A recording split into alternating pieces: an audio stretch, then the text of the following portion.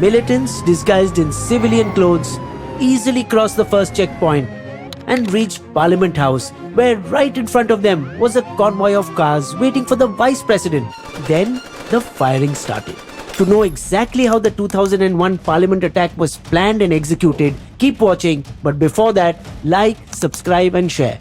The release from jail of Pakistani terrorist Maulana Masood Azhar in December 1999 in exchange for the 155 hijacked passengers on Indian Airlines flight IC-814 made him vow revenge by targeting India's beating heart, its parliament and its elected representatives.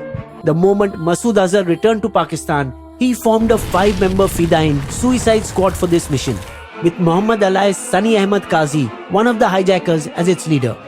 In the time Masood Azhar had spent in Jammu's Kot Balwal jail, he had learnt पूरे दिल्ली और यहाँ तक कि parliament house के आसपास security कमजोर है, हम इसका फायदा उठाएंगे.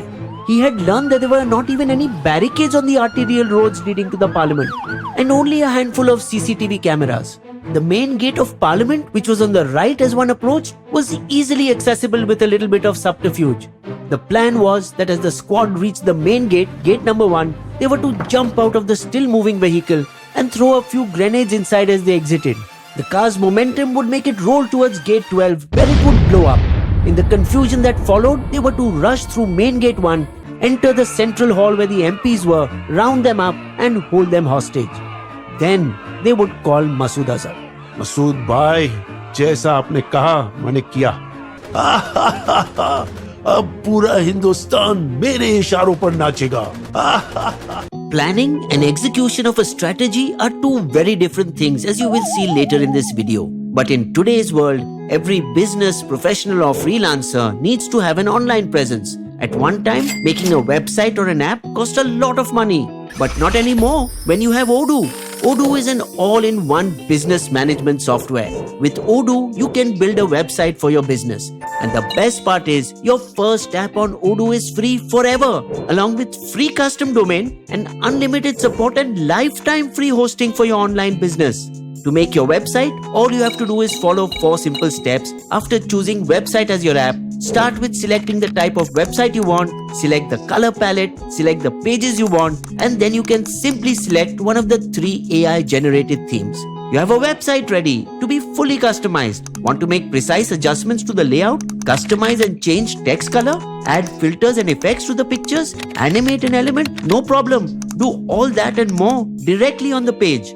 Blocks are just drag and drop, 100% customizable, and that too free. And no, you're not dreaming. Click on the link in the description or the pinned comment to check out Odoo. To execute his plan, Masood arranged for Ghazi Baba, a Pakistani national living undercover in Pahalgam, Kashmir, to give shelter to the Fidaiin squad and arrange for their travel to Delhi. A task Ghazi Baba assigned to a former militant of JKLF, Afzal Guru, who after renouncing terrorism, worked as a commission agent selling medical equipment.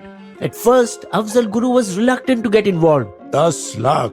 But the money offered to him was too good to refuse. Afzal divided the 5-member Fidaiin squad in 2 and hid them in separate locations in Delhi, giving them fake identity cards of a local computer training center. Together, they went and bought a white ambassador from Karol Bagh area and a red beacon from the famous Kashmiri Gate that would be used to trick police checkpoints on the day of the attack. A week before the attack, Afzal even accompanied the militants to Old Delhi's wholesale spice market, Khari Bauli, from where they bought tons of dry fruits, anticipating a long siege, and chemicals from the black market to make explosives. Preparations done, they proceeded to feast at the famous restaurant of Kareem's in Old Delhi, hogging away nalli nihari bone marrow and mutton kebabs for what could be their last supper. Early on the morning of December 13, 2001, the Fidains prepared for the attack wearing olive green fatigues under their civilian clothes. Packed into bags 30 kgs of RDX, bagfuls of grenades, 2 transmitters and receivers, radio-activated detonating devices, and 15 kilos of plastic explosive, Semtex. Removed the cover of their newly bought ambassador car parked nearby and loaded the trunk with the deadly cargo. Along the way near the Red Fort, one of them stuck the red beacon light atop the car, while another pasted a downloaded official Home Ministry paper sticker on the front window. Meanwhile, at the parliament, both houses started their sessions at 11 am sharp. At that time, the scam in season was related to a coffin scandal. and opposition MPs of the Congress were in full-throated cry, demanding the resignation of the then Defence Minister George Fernandes. ये सरकार कफन चोर है. The chaos was such that the Speaker had to adjourn the House prematurely at 11:20 am as opposed to the 1 pm that is its normal time. Taking advantage of the surprise break, chattering MPs poured out into the sunlight on this cold December day. A few MPs got into their cars and left, while more than 200 remained inside the Parliament building, some in the Central Hall and some in the library, including Home Minister L.K. Advani, Information and Broadcasting Minister Sushma Swaraj and Law Minister Arun Jaitley. Nearby, the White Ambassador, masquerading as a Home Ministry vehicle, easily breached the outer security cordon and reached Parliament House. It so happened that Vice President Krishan Kant was attending Parliament that day and his convoy of vehicles was waiting outside Gate 11 to receive him. Next to the vehicle stood a vigilant CRPF woman constable, Kamlesh Kumari. Selected only recently as a member of the Bravo company, the group tasked with securing Parliament during session. Kumari took her job very seriously. तेजी से गाड़ी चलाओ, आज हमारे उपराष्ट्रपति आ रहे हैं, मुझे वहाँ जल्दी पहुँचना है. She was the first to spot the car and realized something was amiss. Immediately she instructed watch and ward staff JP Yadav standing next to her. JP ji वो गाड़ी में कौन है? चेक करो. But the car was hurtling towards the convoy at a startling speed. So the unarmed Kumari rushed into its path as if she could stop the car with just the force of her outstretched arm. Distracted by the sudden movement, the ambassador driver swerved, accidentally hitting one of the cars of the Vice President's convoy. The out-of-control vehicle then skidded onto the Rajya Sabha lawns, where a gardener who was tending to his plants had to dive for cover. Unknown to the terrorists, the impact with the convoy had caused the bomb detonator wires in the vehicle to come loose. The element of surprise loss, the terrorists jumped off the vehicle and opened fire. The first to fall was the brave Kumari and then the poor gardener. JP Yadav finally reacted by screaming a warning over his walkie-talkie. Terrorist attack! Terrorist attack! Which were his last words before the terrorists shot him dead too. The terrorists charged towards gate number 1, the main gate, in an effort to get into the central hall, peeling off their civilian clothes as they ran, revealing the weaponry on their olive green fatigues. Meanwhile, the watch and watch staff, specifically placed for the security of the parliamentarians, hurried the MPs inside. Andar chaliye, while those inside instructed, bench ke niche chup jaiye. Some MPs who remained outside trying to get a look at the action were bodily carried inside by the watch and watch staff, who now hurriedly began shutting all the side doors of the Parliament House at lightning speed. But the main door was still kept open as the last of the MPs was still shuffling in, shepherded by security personnel. It was to this open door that Fidain squad leader Mohammed sprinted, shooting dead 2 more ward staff as he ran.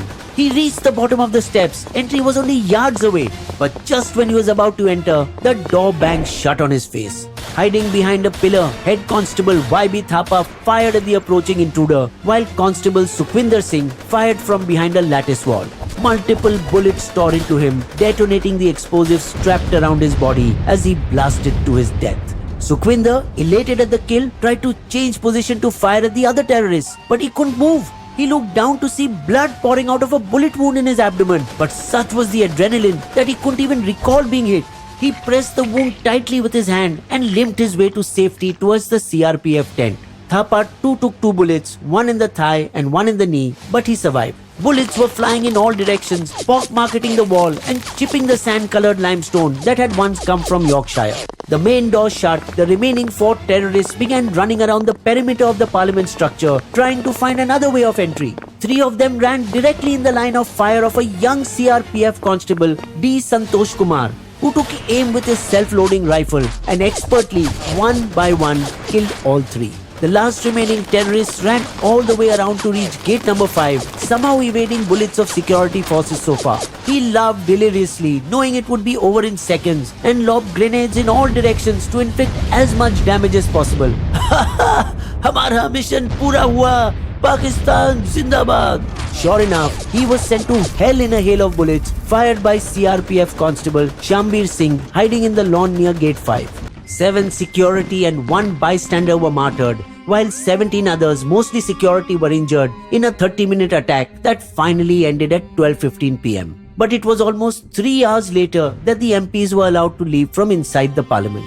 This attack was a direct stab at India's democracy, its hallowed parliament and its elected MPs. Exactly 22 years later, on the exact same date, December 13, 2023, security was breached once again, this time in the brand new Parliament building, when two unarmed Indian youth, inspired by Bhagat Singh, who threw a low-intensity bomb in the British Central Assembly to draw the attention of the colonizers, jumped right into the Lok Sabha chamber from the visitors' gallery in the middle of 0 hour while the session was still in progress and raised slogans against unemployment. तानाशाही नहीं चलेगी, भारत माता की जय, जय भीम, जय Bharat. Spraying a yellow gas from plastic canisters. At exactly the same time, their two other accomplices did the same stunt outside Parliament, all completely unaware of the significance of the date, which happened to be just a coincidence, as the demonstration was planned for the previous day. The misguided youth put up no resistance and were quickly overpowered by the MPs, who gave them a sound thrashing. But it's egg on the face of the security, who let amateur activists show up holes in their system. There was a loophole in the 4-level security check, as entrants were not asked to remove their footwear. This they discovered when they wrecked the old Parliament building in July on a visitor's pass, a lacuna which was carried over to the new building. So one of them got customized shoes made in his hometown of Lucknow, in which they hid gas canisters made of plastic so that it wouldn't be discovered by metal detectors. The clamor to rake the serious security breach before elections led to 146 opposition MPs from both houses to be expelled, while the 4 activists who were protesting against unemployment, ironically, may never get a job again after being booked under the dreaded UAPA. Epilogue. After the 2001 attack, radio frequency tag readers, abundant CCTV cameras, vapor sensors and barricades were put on all the arterial roads leading to Parliament. Constable Kamlesh Kumari was posthumously awarded the Ashoka Chakra, becoming the first ever woman to receive this honor. Constables Sukhwinder Singh, Y.B. Thapa, Santosh Kumar and Shambir Singh were awarded the Shaurya Chakra and promoted in their services. In 2003, the border security forces killed Ghazi Baba in Srinagar. Afzal Guru was hanged to death on February 9, 2013. But the most wanted kingpin, Maulana Masood Azhar, still roams freely in Pakistan. Bisbo's Limerick. The sacred premises of Parliament House is no place for anyone to take out their grouse. External or within, it counts as a sin, no matter whatever it is, the cause you espouse. You will also find these sources listed in our video description section.